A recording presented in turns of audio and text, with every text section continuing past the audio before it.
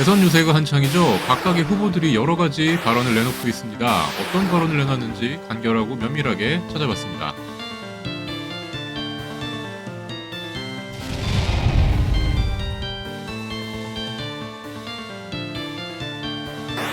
이재명 후보는요, 국민 통합 정부를 위해 필요하다면 이재명 정부라는 표현도 쓰지 않겠다며 정치 교체와 국민 통합에 동의하는 모든 정치 세력과 연대해 국민 통합 정부를 구성하겠다고 말했습니다.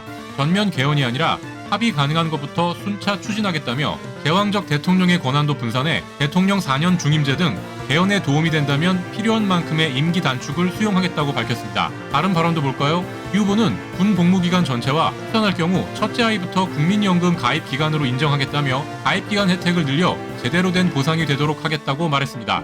이어서 지방 이전을 원하는 기업에는 2030년까지 법인세 완전 감면을 검토하겠다며 이미 지방에 자리 잡고 있는 기업에 대한 법인세 인하도 추진할 것이라고도 전했습니다.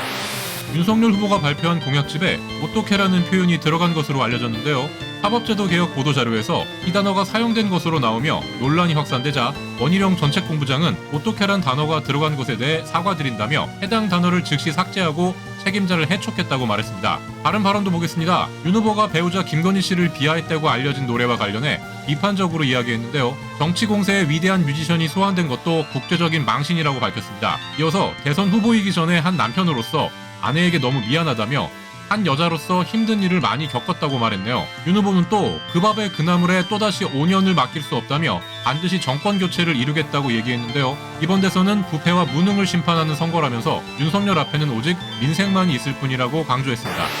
안철수 후보가 윤석열 후보에게 단일화 논의와 관련해 빠른 결심을 촉구했다고 합니다. 가능한 빠른 시간에 윤 후보가 결심을 밝혀주셨으면 한다고 말한 건데요. 윤 후보 측의 답변에 대한 질문엔 제가 제안한 이후에 답변을 기다리고 있다며 그건 후보께서 말씀하셔야 한다고 밝혔습니다. 이와 관련해 국민의힘 김재원 위원은 동메달이 금메달을 뺏을 수 있는 길을 생각한 것 같다고 말했네요. 다른 발언도 살펴보겠습니다. 안 후보는 야구로 친다면 지금 대한민국은 9회 말 투아웃 상황이고 이럴 때 필요한 사람은 홈런을 칠 수 있는 4번 타자라며 그 타자가 기호 4번 안철수라고 말했습니다. 이어서 이재명 윤석열 후보는 내수용 법률가라며 후보 중 미래 먹거리와 일자리를 만들 수 있는 유일한 후보, 당을 보지 말고 사람을 봐달라고 전했습니다.